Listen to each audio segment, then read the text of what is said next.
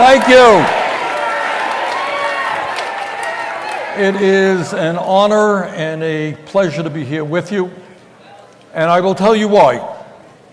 Because you guys are doing exactly what has to be done in this country. You are organizing at the grassroots level. You are standing up and fighting back against Trump's racism and sexism and homophobia and religious bigotry. You are fighting for a government that represents all of us and not just the 1%. Thank you very much for what you're doing.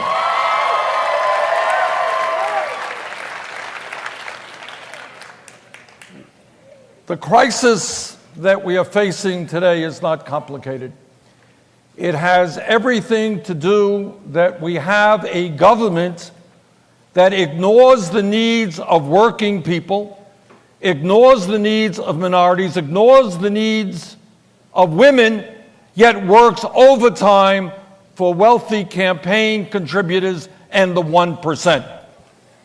And what our job is not radical. It's what the American people want. They want a government which represents all of us, not just the people on top. So thank you for helping to lead that fight. Now, in the midst of a lot of bad news that comes from the White House, I want to give you some good news. And that is, we have come a long way over the last 4 years, and you guys are part of the progress that we have made. Let me give you some examples. 4 years ago, when I ran for president, and some of us were talking about raising the minimum wage to $15 an hour, we were told we were crazy. It was a radical idea. Remember that? Yeah. Imagine doubling the federal minimum wage. Well, guess what's happened? 6 states have already voted to raise that minimum wage. And a few weeks ago, the U.S. House of Representatives Committee on Education and Labor voted out of committee a bill to raise the minimum wage to $15 an hour. A few years ago, we were saying, we're living in a competitive global economy, and if this economy is going to be successful for working people, everybody in this country, regardless of income, has the right to get a higher education. People said, oh my God, that's just too radical, can't be done. In the last 4 years, all over this country, cities and states are moving to making public colleges and universities tuition free and to substantially, and this is what our job is, we are going to substantially, if not completely, end the outrage of millions of Americans dealing with student debt in this country.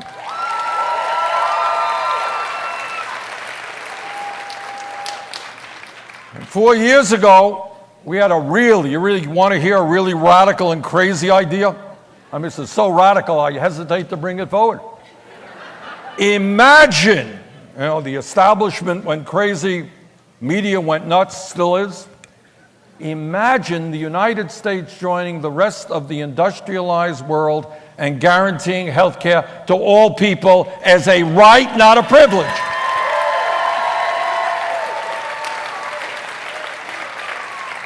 Well, we've come a really long way. That was a radical idea 4 years ago. Poll after poll shows a majority of Americans support that idea as well.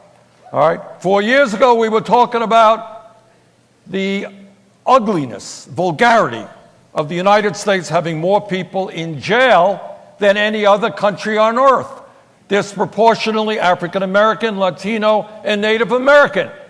And we said that maybe instead of investing in jails and incarceration, we should invest in our young people in jobs and education. Well, we are beginning to see, we got a long way to go all over the country. Good people standing up and saying, our goal is not to have more people in jail, it is to have fewer people in jail. And when we talk about criminal justice reform, we have to talk about ending the war on drugs. 4 years ago, it was a radical idea to say maybe we should legalize or decriminalize the possession of marijuana. Well, 4 years have come and gone, and guess what? State after state, including the state of Vermont, D.C., have done just that. 4 years ago, there weren't many voices out there that were talking about a corrupt political system in which billionaires are able to buy elections, and that maybe we should move to overturn Citizens United and move to public funding of elections. 4 years ago, there was not a whole lot of discussion about the grotesque level of income and wealth inequality in America, where 3 families today, listen to this, 3 families own more wealth than the bottom half of the American people. And at a time when millions of families, people are working 2 or 3 jobs, 46% of all new income is going to the top 1%. So what we said, and I think more and more people are saying it now, maybe instead of giving tax breaks to billionaires and large private corporations, maybe we should demand that the wealthy and profitable corporations start paying their fair share of taxes.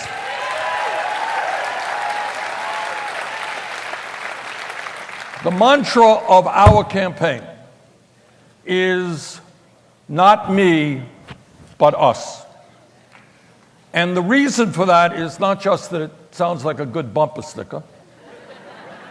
The reason for that is the simple truth. No president, no matter how well-intentioned or honest he or she may be, can do it alone. So I'm going to tell you what very few people will tell you, is that the power of Wall Street, the power of the fossil fuel industry who lies to us every day about climate change, the power of the insurance companies, of the pharmaceutical companies, of the military-industrial complex, that power is so great that the only way we defeat it is when millions of people, black and white and Latino, Native American, Asian American, gay and straight, immigrant and native born, unless we come together and say to Trump that those days of hatred and divisiveness is over, we're going to bring our country together to fight for an agenda that works for all of us and not just the people on top. Thank you very much. All right. Thank you, Senator Sanders. All right, come on and join us over here. Where would you like me? Oh, if you don't mind sitting right here. That's fine. Come on, y'all can clap it up again. All right. Yeah, we're not a quiet bunch. Thank you so much. My pleasure. Senator, thank you so much. So now comes the best part, which is you will get questions from people in the audience, okay. Some of whom have traveled very, very far to see you and talk with you. We will have 3 questions. You will have about 6 minutes. I will introduce the people who are asking the questions. Kelly will help you stay on time. If we have time within those 6 minutes, we will ask you some follow-up questions. And remember, the 3rd question is your final question, so you should use it also as your closing. So are we ready to have some fun with Bernie Sanders? Let's do it. So the first question comes from Ebony Wiggins, a Planned Parenthood patient advocate and supporter from Nashville, Tennessee. Yes. Ebony was a vocal opponent of Brett Kavanaugh's nomination to the Supreme Court. Thank you. And has publicly told her story to show what is at stake for the right to safe and legal abortion in this country. Ebony, take it away. Hi, thank you, Bernie. Thank you for being here. Also just want to say RIP Nipsey Hussle for giving me so much strength to talk to you right here. For the culture, for the culture. So Bernie, 1 in 4 women will have an abortion in America. I'm one of those women. I'm 27 years old. I had my abortion when I was 22. It's about 5 years ago. I can sit here and tell you today, yesterday, and back then that I am 110% shameless within my choice.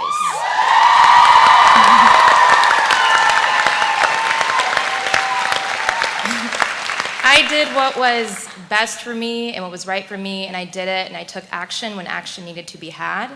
But today in my hometown of Nashville, Tennessee, where I've lived there for about 23 years, a woman has to wait 48 hours after her initial appointment to get an abortion. This past month, in March, the Tennessee House passed the bill, the fetal heartbeat bill, which pretty much means that a woman is denied the right to an abortion after 6 weeks. Most of us don't even know that we are pregnant within that time frame. To bring that full circle, we now have a Supreme Court that could possibly take away the right and the access for us to even have that options for future generations. I say all this because, as you probably know, for the past few years, Republican Senate leadership has completely ignored the American people. They have dismantled long-standing processes in order to confirm justices that are very extreme. One of these examples is the obstruction of President Obama's nominee, Merrick Garland. And then, after that, they want to go ahead and change the rules to confirm Justice Gorsuch and the infamous Brett Kavanaugh, despite his unwavering public disapproval. With this increasing political influence on our judiciary, specifically with the Supreme Court, it is clear we must restore legitimacy within our court on a federal and state level. There have been a few ideas that have been presented. Some people have said that maybe we need to increase the seats on the Supreme Court from 9 to 11 to even maybe 13 to bring that balance back, right? Others have also recognized that America, as a democracy, we are the only democracy in the world where these justices have a lifelong appointment, and that maybe now is the time where we need to put some limits on those terms. I'm asking you that if you become president, what sort of reform measures would you take to restore legitimacy to our federal courts, along with allowing elected officials to govern successfully, and most importantly, ensure that fair-minded, unbiased, non-political people serve on the bench? Can I stand up? Yes, absolutely. First of all, thank you very much for your courage. Okay? It's not easy coming up here and saying what you did. And as a strong supporter of Planned Parenthood, I want to applaud the grassroots activism of Planned Parenthood and standing up and not only fighting against these horrific anti-woman legislation that we are seeing all over this country, but standing up and saying that women will not accept, and men will not accept, the defunding of Planned Parenthood so that millions of women will no longer be able to get the health care that they want. All right, thank you very much for that. Second of all, in terms of the issue of choice, I understand, and we all understand, that there is a division in this country. But what I really don't understand and don't accept is the hypocrisy of my Republican colleagues who day after day say, you know what, we are conservative, we want to get the government off of the backs of the American people. We want a limited government. Let the American people do what they want, get government off their backs. Except when it comes to the right of a woman to control her own body. Now, that is absolute hypocrisy, all right? Okay? And I will do everything I can, and there's a lot that a president can do to make sure that that decision of whether or not one has an abortion is the decision of the woman, not the federal government, not the state government, or the local government.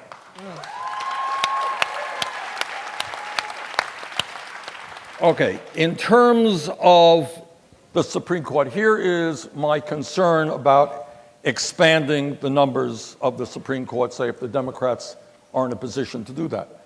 What my worry is that the next time the Republicans are in power, they will do the same thing.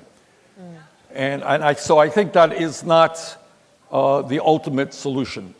What I do think may make sense is, if not term limits, then rotating judges to the appeals court as well, letting them get out of the Supreme Court and bringing in new blood. But at the end of the day, this is what I do believe. And it's not only about a woman's right to choose and about the courts. What we have got to do is demand, and this is what my campaign is about, and it's what all of your efforts are about. We have got to grow the voter turnout in this country, which is now one of the lowest in the industrialized world, to the highest in the industrialized world. We have got to get young people participating in the political process in a way that we have never seen before, because at the end of the day, no matter how cynical folks here on Capitol Hill are, they know that if millions of people stand up and say, we will not allow you to overturn Roe v. Wade. We will not allow you to take away the constitutional right of a woman to control her own body. When people stand up and fight back, trust me, that message reverberates even on Capitol Hill. So thank you very much.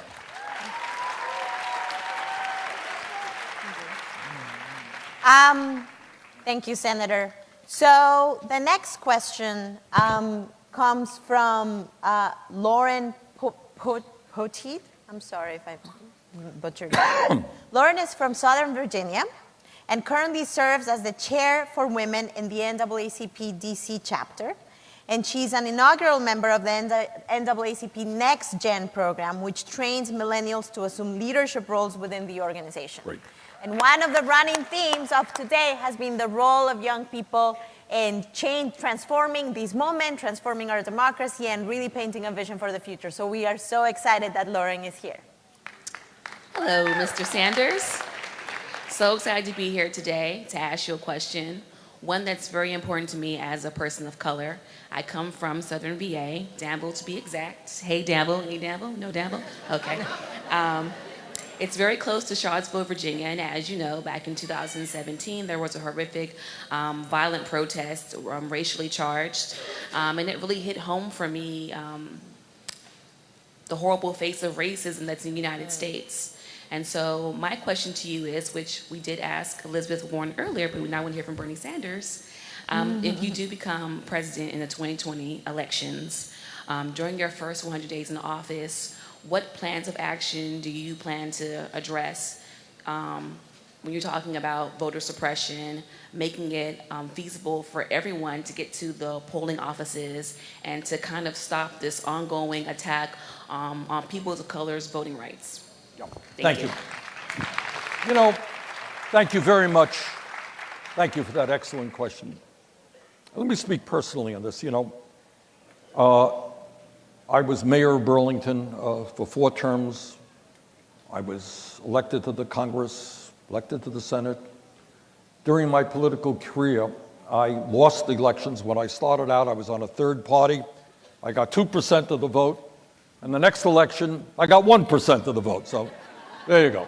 Last time around, I got 70%. So you make progress over the years. But here's my point. Honest to God, it never occurred to me as a candidate, running for re-election or running for anything, to sit down and talk to my friends and say, you know what, we're weak in that part of the state. Let's figure out a way that we can keep people from voting because they might be voting against me.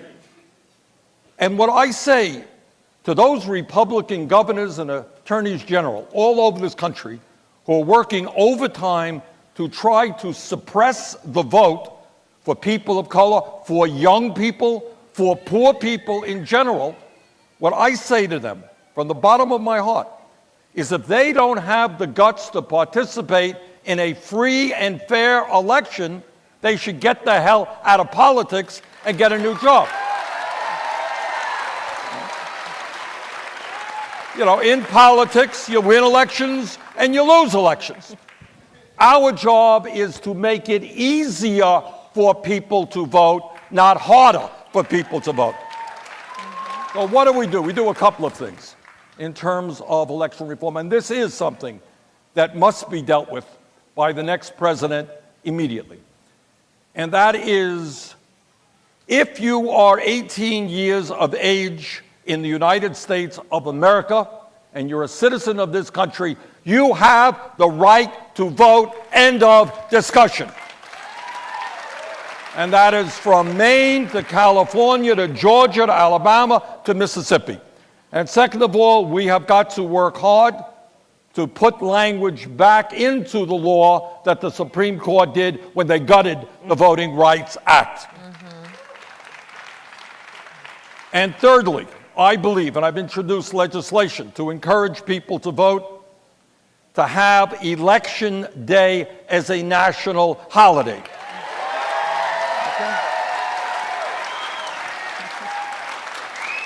As I mentioned earlier, if you look at our voting turnouts compared to European countries, we are behind many of them. So what we are going to focus on this campaign is not only registering millions of people to vote, but focus on young people especially. We are making some progress in that direction. But if young people voted at the same level as older people in this country, we would transform the United States of America from top to bottom. So dealing with institutional racism, of which this is an integral part, the idea that political cowards are trying to deny people the right to vote because of the color of their skin, the idea that we're going back to where this country was 60 or 70 years ago is beyond belief, and we will end that practice immediately. Thank you so much. So, Senator Sanders, I do have a follow-up to that, and it's connected to the previous question about the Supreme Court. You know, even before the nominations of Brett Kavanaugh and Neil Gorsuch, we had a Supreme Court that was hostile to the right to vote, right, gutting the Voting Rights Act. So tell me, how do you plan to push a pro-democracy agenda with an anti-democracy Supreme Court? That's a great question. And the answer is, and let me be as clear as I can in saying this, that real change is never going to come from Capitol Hill. Okay? Never is. And what I pledge to you, if elected president, is to be a president that will be traveling all over this country as part of a grassroots political movement. I will be part of that movement because I understand that when millions of people stand up and fight back, we will not be denied. So when we talk, when I talk about this campaign and transforming America,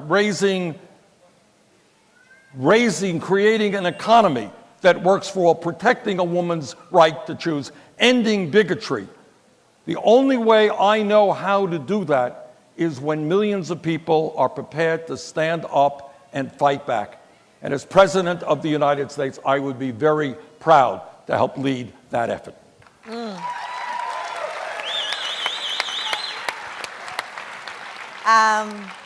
I have been in rooms with people that have been inspired by the vision that you just described. So I believe that you will not only do that, but have already done that. There are many people in the room who are fighting every day for the right to have a decent wage, the right to be together with their families, the right to be free outside of the jail cell. And the final question will be from Pam Roll Johnson. BJ. Pam is a janitor. At the University of Pittsburgh. Where are the people from Pennsylvania? Okay. Where she has worked for the past 28 years. She's a public sector member of 32. And is fighting against right to work and other attacks on workers' rights. For Pam, her union's not just about justice. It is about love. She met her husband of 16 years, Rich, through the union. And when she's not working, Pam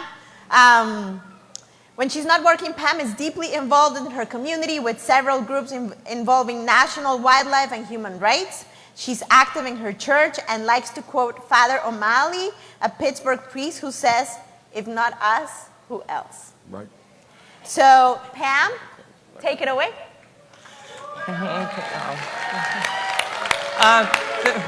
Hello. Thank you, Senator Sanders, for being here. As a public sector worker, last year when the Janus and Ask Me decision came through, it affected me and my coworkers. But we fought back as a strong union, which I thank God for. The question I have for you is, there are two workers. One's non-union and one's union. And the union employee has good wages, benefits, and retirement. The non-union worker is in a right-to-work state, where they can't even get the right to join a union.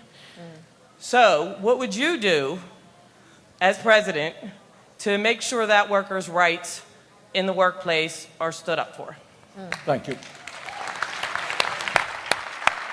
One of the untold stories of the last 40 years has been the decline of the middle class. People don't know this. 40, 50 years ago, it was possible for one worker to work 40 hours a week and earn enough money to take care of the whole family.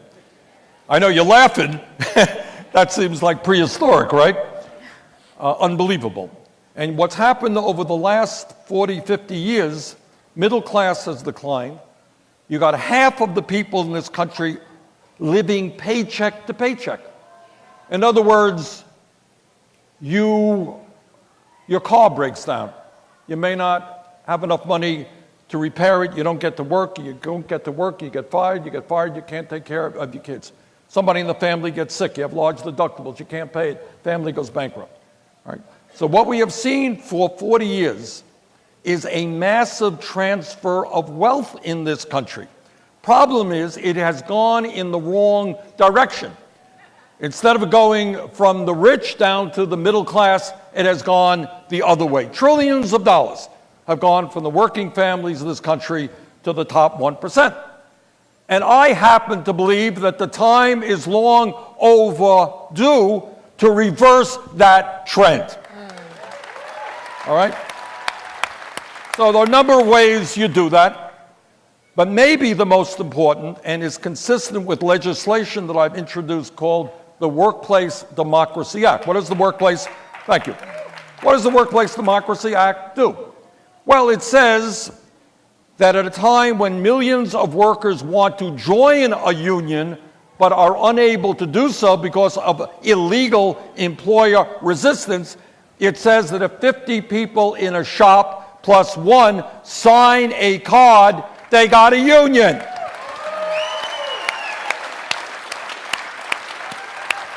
And if the employer refuses to negotiate in good faith, that employer will pay a heavy price.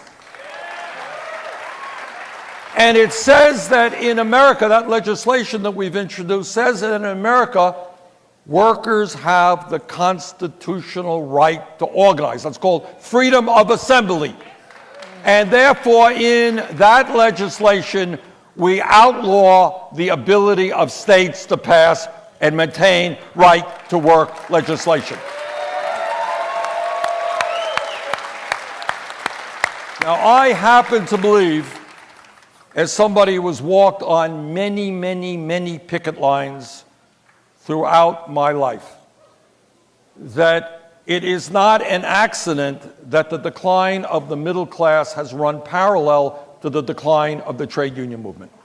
Because at the end of the day, if a worker cannot collectively negotiate a contract, what ends up happening is that employers, the CEOs on top, make over 300 times what their average workers make. That is obscene.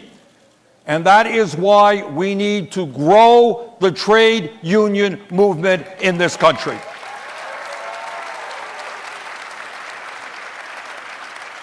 Because when you have a strong trade union movement, when workers are earning decent wages, it not only impacts the people in the unions, it impacts all Americans because employers are forced to pay a decent wage. And I'm proud, by the way, I've worked with some folks to tell Amazon, owned by the wealthiest person in this country, that they will have to pay their workers at least $15 an hour. And we succeeded in doing that.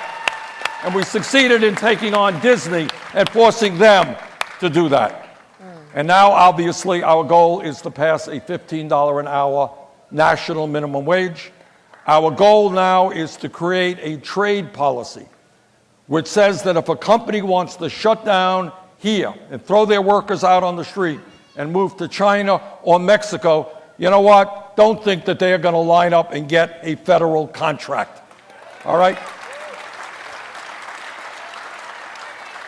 So what we have seen for 40 years, average man or woman today is not earning any more in income despite an explosion of technology and productivity than he or she did 40 years ago, while the people on top are making out like bandits.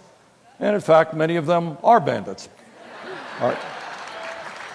So, you know, our job, by raising the minimum wage, having a sane trade policy, by supporting trade unions, by rebuilding our crumbling infrastructure and creating millions of good-paying union jobs, by transforming our energy system away from fossil fuel to energy efficiency and sustainable energy, and creating millions more jobs.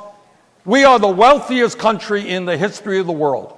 Do not believe for 1 second that we cannot create an economy that works well for all.